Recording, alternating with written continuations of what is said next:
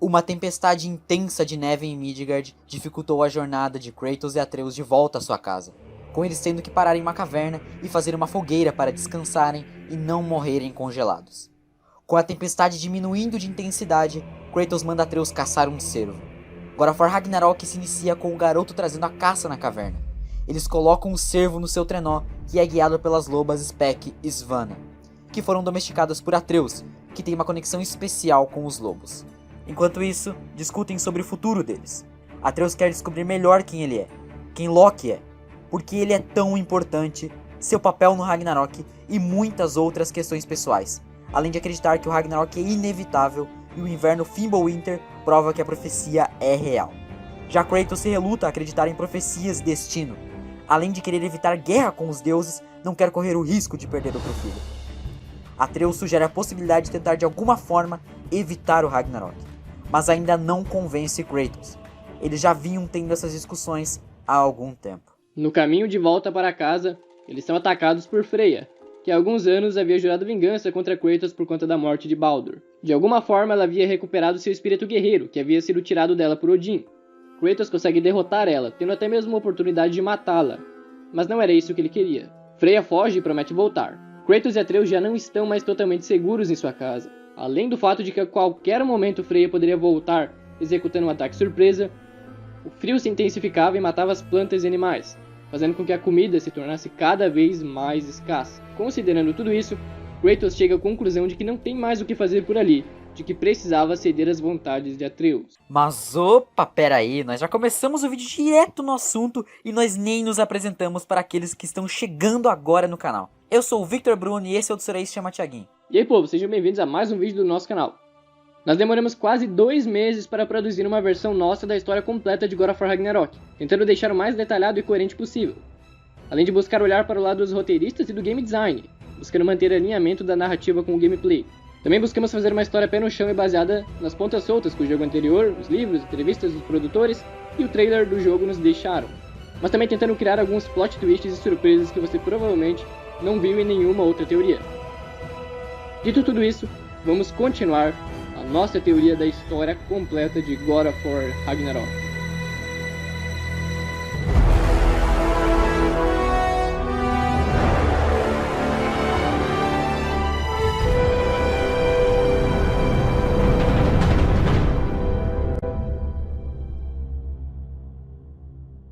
Chegando em casa, eles conversam com Mimir sobre o que poderiam fazer para evitar o Ragnarok. O homem mais inteligente vivo diz que se tem alguém que poderia ajudar nessa questão pelo seu poder, conhecimento e altruísmo, era Tyr. Mas Tyr estava morto. Porém, Mimir suspeita disso, já que para um homem morto, Odin parecia muito interessado em garantir que ele não fosse encontrado por ninguém. Então, eles partem em uma jornada para encontrar Tyr. Mimir sabe de uma pessoa que conhece muito bem Tyr, Durlin, o anão que forjou a espada mágica Tyrfing, que era a espada de Tyr. Então eles precisavam chegar no Svartalfheim, reino dos anões. Mas Odin trancou a viagem entre reinos pelo templo de Tyr para qualquer reino.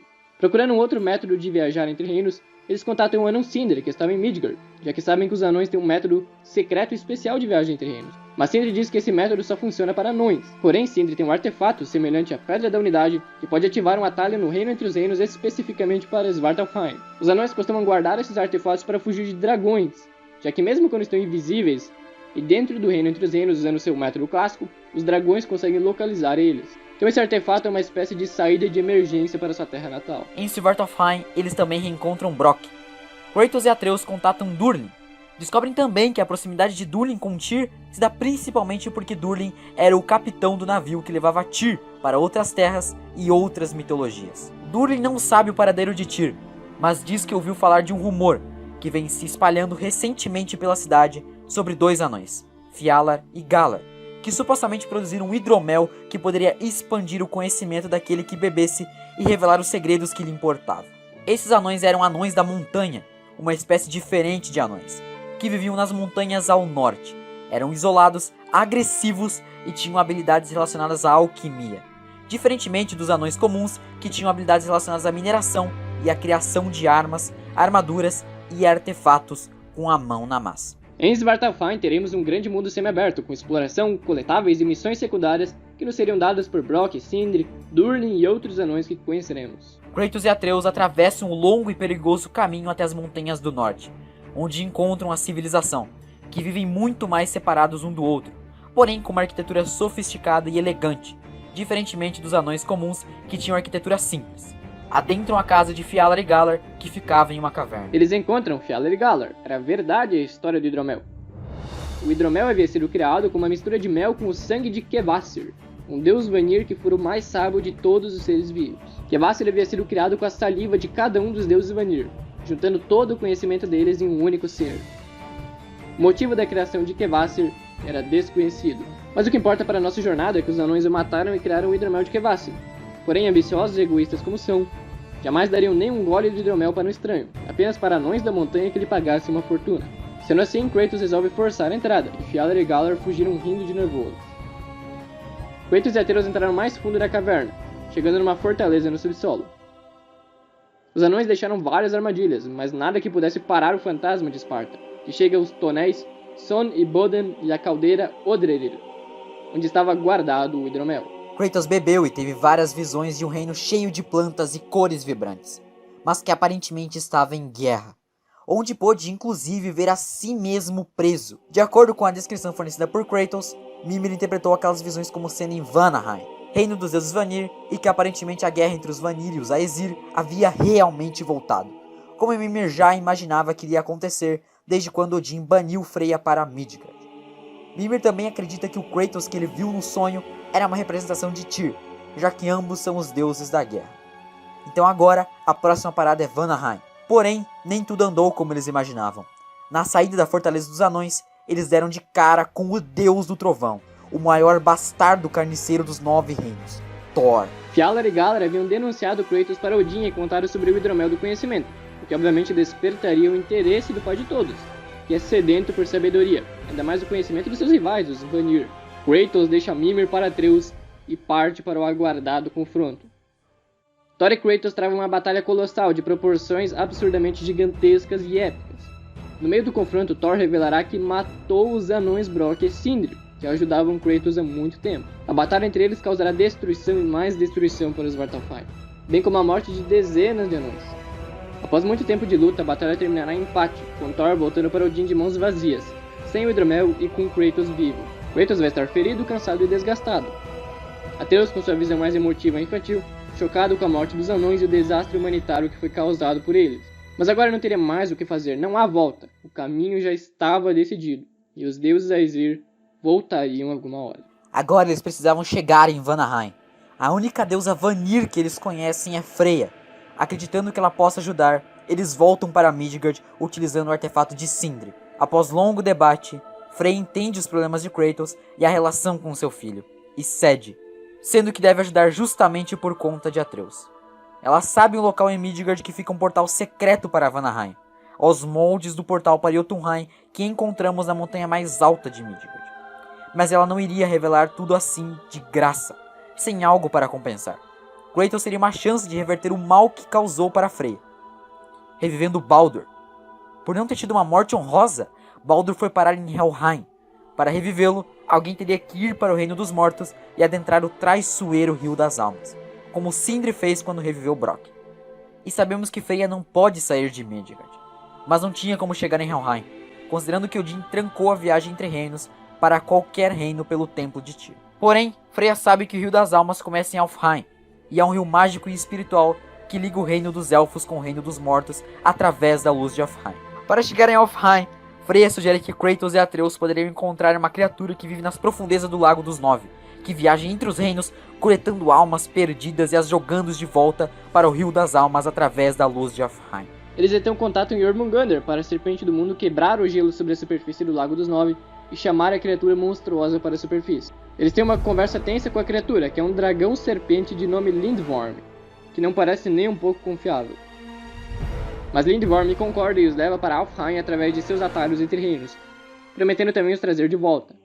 Lá eles reencontram Durlin, que forja novas armas, armaduras e melhorias para os equipamentos.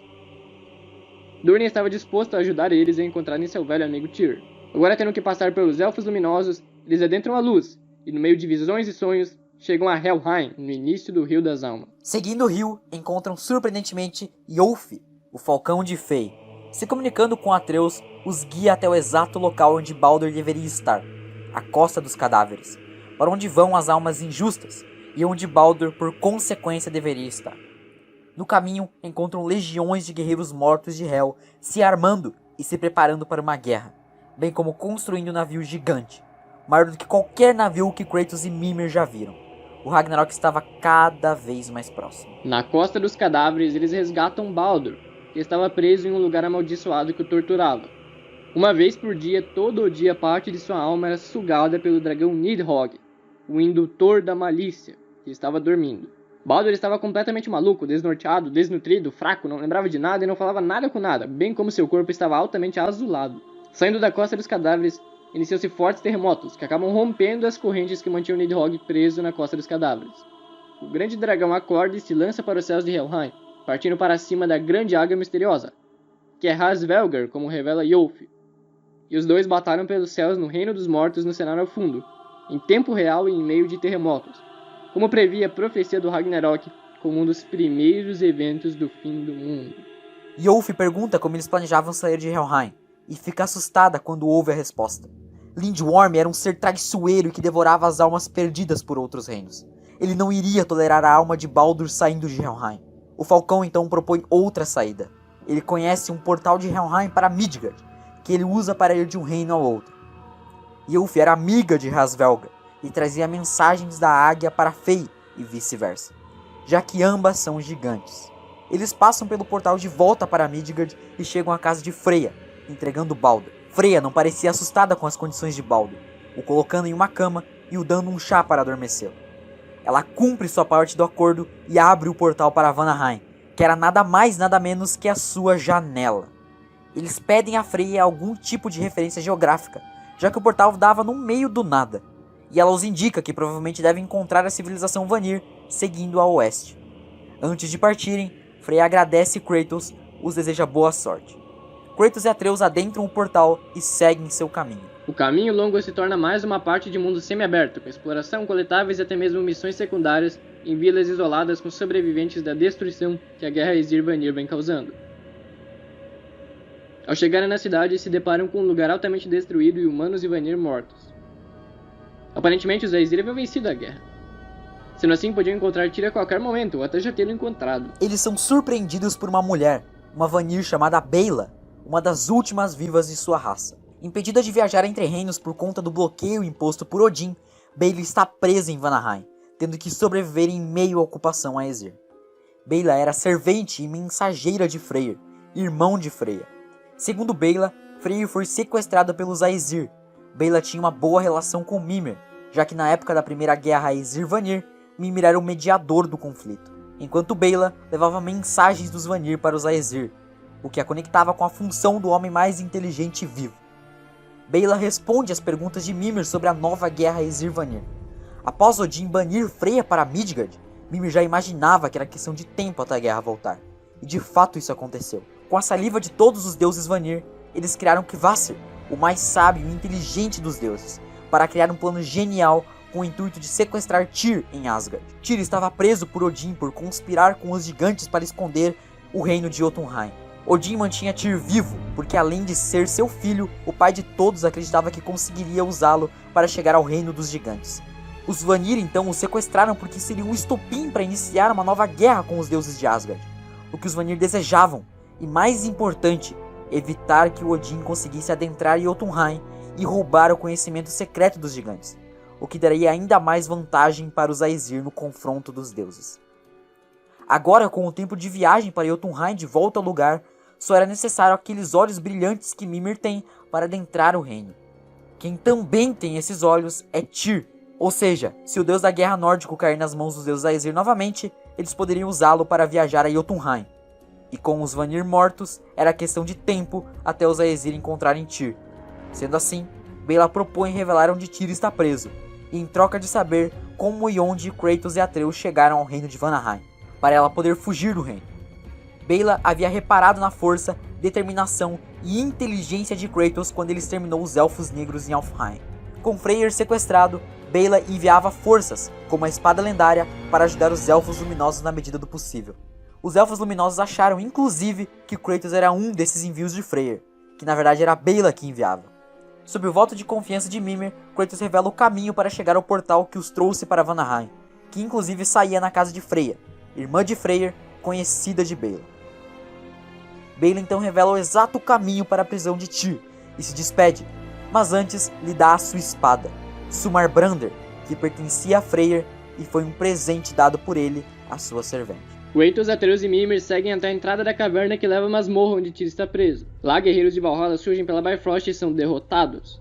Aparentemente, os corvos de Odin não deixaram passar essa e o pai de todos já sabe onde Tyr está preso. Kratos e Atreus libertam Tyr, mas sem tempo para conversa. Mais guerreiros de Valhalla aparecem e eles fogem da caverna. Não poderiam voltar por onde vieram, pois seriam seguidos. Tyr, o projetor do templo de viagem entre reinos, sabe como reativar a viagem entre reinos para algum reino. Thor reaparece e eles fogem em direção ao templo de Tyr, onde se escondem e o deus da guerra nórdico usa seus conhecimentos sobre os mecanismos desse templo para reativar a viagem entre reinos para o reino de Niflheim, para onde eles fogem. Lá eles conversam com mais calma. Tyr também reencontra Durlin, que lhe dá uma nova espada mágica Tyrfing, que ele mesmo forjou para quando reencontrar seu velho amigo, já que a espada antiga havia sido destruída. Tyr justifica a viagem para Niflheim dizendo que nos confins desse reino existe uma entrada para a parte inferior do reino entre os reinos, onde estão as raízes da Yggdrasil, que são regadas pelas Nornas Urd, Verdandi e Skuld, que controlam o passado, o presente e o futuro, através das águas do poço de Urd, que também tem relação com a viagem entre reinos. No passado, quando Tyr projetou o templo de viagem entre reinos, ele precisou de parte das águas do poço para a mesa de viagem entre reinos funcionar. Tyr acreditava que com o poder das Nornas e as águas do poço de Urd, poderia mudar o destino e evitar que os lobos Skoll e Hat devorem o sol e a lua. Eles então partem uma jornada até os confins do reino da névoa. Tyr demonstra uma surpreendente admiração e respeito com Kratos, revelando que conhece bem o seu glorioso passado. Tyr é carismático e fala tudo aquilo que Atreus quer ouvir, fazendo com que o garoto goste bastante do deus da guerra nórdico.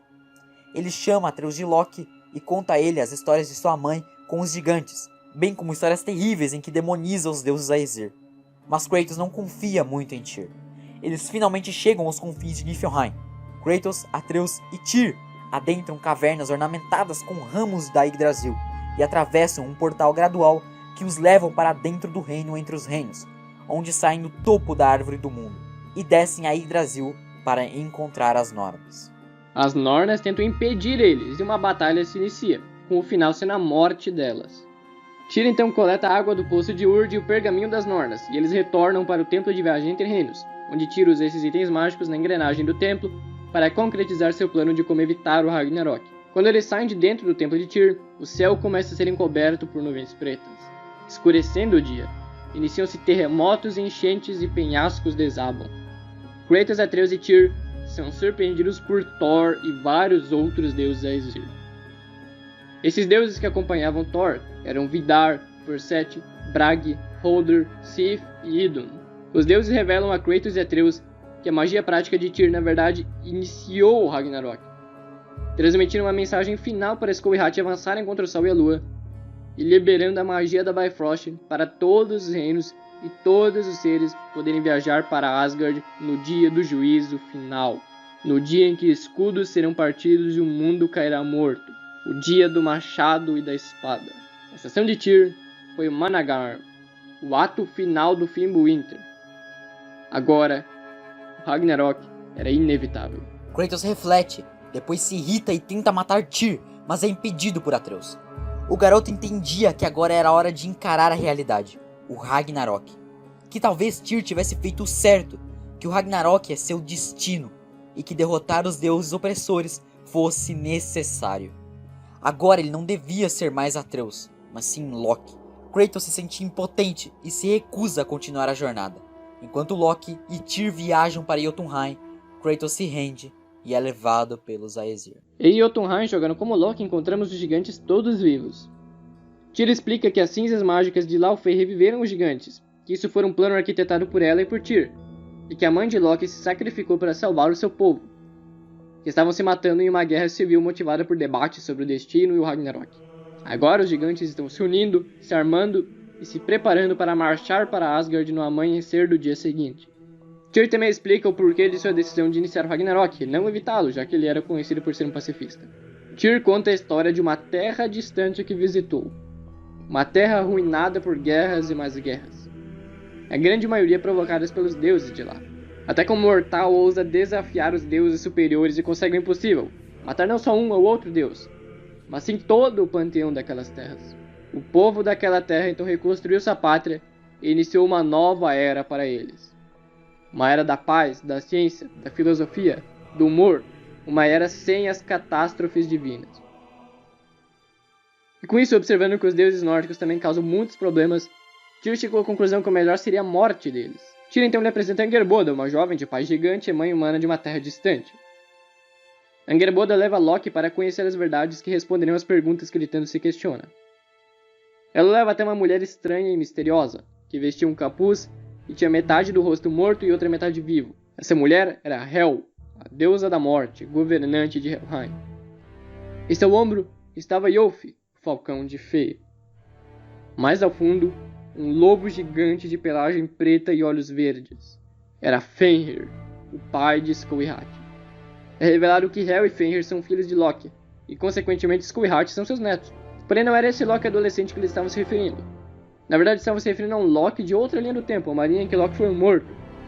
Que os gigantes perderam o Ragnarok, na mesma linha que Jormungandr foi mandado de volta no tempo pela porrada que tomou do martelo de Thor. Hel, Fenrir e Skullheart voltaram no tempo através das Nornas, criando essa nova linha temporal. Buscando mudar o destino, substituindo o pai original de Loki, Farbalt, por um poderoso deus da guerra de terras distantes, que eles trouxeram para a Escandinávia, o que também contribuiu para adiantar o Ragnarok. O destino traçado por eles para Loki era, de fato, o de batalhar no fim do mundo e derrotar os deuses. Loki estava orgulhoso de sua escolha, mas ainda um tanto aflito com o destino de Kratos, afinal, ele era seu pai e Loki ainda o amava, apesar das escolhas erradas dele, pelo menos na visão do garoto. Loki, Tyr e Angerboda partem para o reino de Muspelheim, para um último preparativo antes do Ragnarok. Despertar Surtur e os Gigantes de Fogo. Uma boa relação entre os três é desenvolvida. Tyr conta mais histórias de suas viagens, e Angerboda também fala sobre sua terra natal, o Egito. Agora o ameaçador gigante de fogo Surtur estava a postos, e bota gigante nisso. Ele era pelo menos umas 4 vezes maior que qualquer outro gigante comum. Ao amanhecer, as catástrofes naturais pioram e portais da Bifrost são abertos por todos os reinos, com o destino sendo Vigrid, o gigantesco campo de 500 km de largura em Asgard, onde acontecerá a batalha do fim do mundo. Os gigantes de Jotunheim marcham para Asgard, onde encontram os gigantes de Muspelheim, apesar de Surtur ainda não ter aparecido. À sua esquerda aparece um gigantesco navio voador, o Nagelfar, que está trazendo as legiões de mortos de Helheim, comandadas pela deusa Hel. Atreus e Tyr estavam lado a lado, com o garoto também tendo a intenção de resgatar o seu pai. Mais ao fundo é possível ver a serpente do mundo Jormungandr rastejando rumo ao campo de batalha. Os corvos de Odin, Hugin e Munin observaram a situação de perto e voaram de volta para Valaskialf, o palácio de Asgard.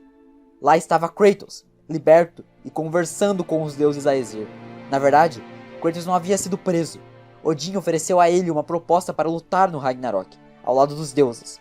Afinal, eram os deuses que estavam tentando evitar o Ragnarok, enquanto os gigantes trabalharam para que o fim do mundo aconteça.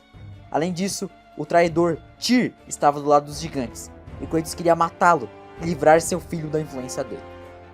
Kratos também observava que ele ajudou a causar indiretamente em 2 situações do Ragnarok. Então agora ele viu uma chance de se redimir e salvar os 9 reinos. Skullheart devoram o sol e a lua e o dia escurece ainda mais.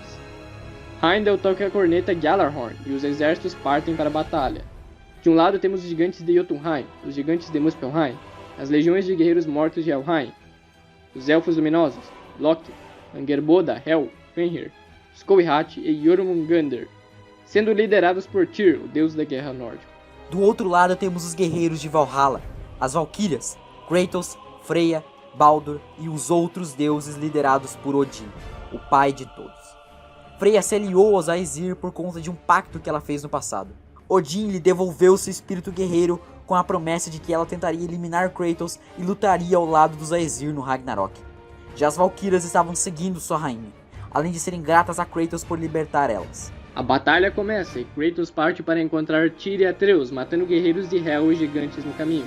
Ao fundo, a guerra se intensifica e podemos ver Thor lutando contra Jormungandr e Fenrir partindo para cima de Odin. Kratos encontra Tyr, Atreus e Angerboda.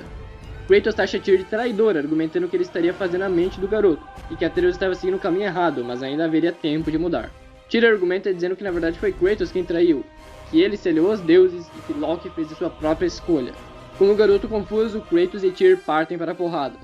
No confronto, Kratos vai cortar o braço direito de Tyr com o machado Leviatã, e o Atreus vai tentar proteger o Tyr, fazendo com que Kratos fique minimamente comovido. Pense melhor no que está fazendo e poupe Tyr. Porém, quem não tem nenhum tipo de piedade é o pai de todos. E após matar o lobo Fenrir, aparece finalizando Tyr e fugindo em sua forma de falcão. Atreus então lamenta a morte de seu mentor com o corpo dele em seus braços. O garoto não consegue controlar sua raiva e parte para cima dos deuses, querendo vingar Tyr. Atreus segue rumo a Valaskialf, onde na ponte arco-íris encontra Heimdall.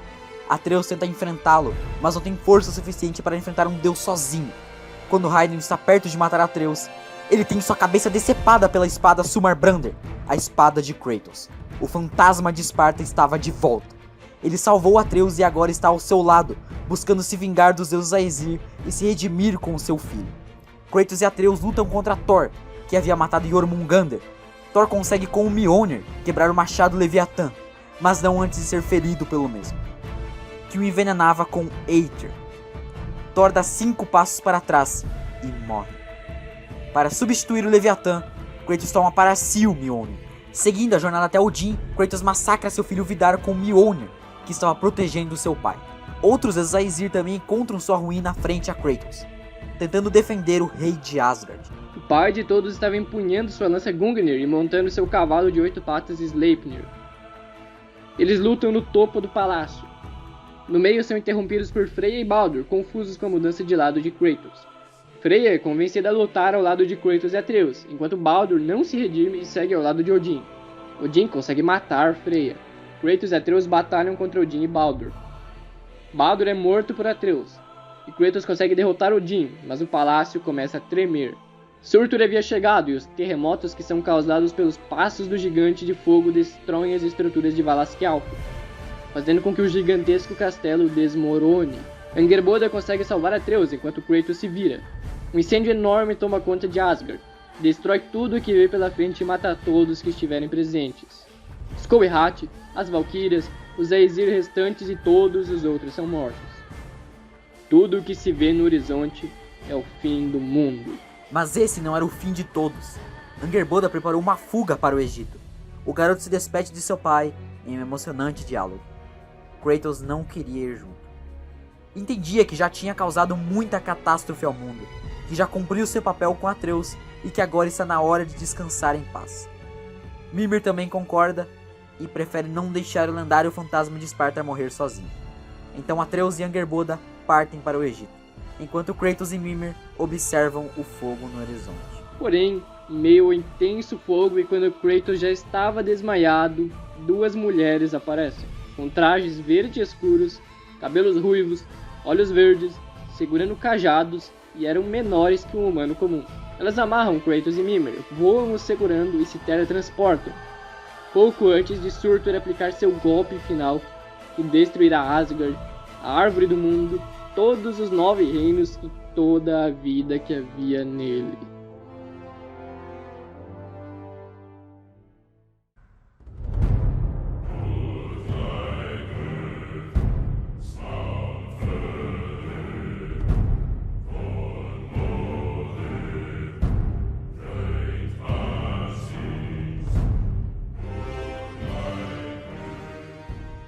E assim termina a nossa teoria sobre a história completa de God of War Ragnarok. Imagino que você seja confuso sobre algumas partes dessa história, mas a intenção foi deixar esse vídeo mais cinematográfico e enigmático, relatando a experiência que você teria no jogo. Nós temos, por exemplo, nessa teoria, quem soprou a trombeta em God of War 2018, mas essas informações nós vamos deixar para o próximo vídeo, onde iremos explicar todas as nossas decisões e todas as pontas soltas dessa teoria. E o link para esse vídeo, quando ele estiver no canal, estará aí no card, aí na descrição e no comentário fixado. Se você gostou desse vídeo, dessa teoria, deixe seu like, se inscreva no canal, ative o sininho e comente aí a sua teoria também sobre God of War Ragnarok. Comente se você encontrou alguma incongruência na nossa teoria, ou se você encontra algo que pode acrescentar a ela, o que você achou, se você gostou, se não gostou. Enfim, comente aí, dê sua opinião. E é isso. Muito obrigado a todos que assistiram até aqui. Tchau! Até mais. Tchau, tchau.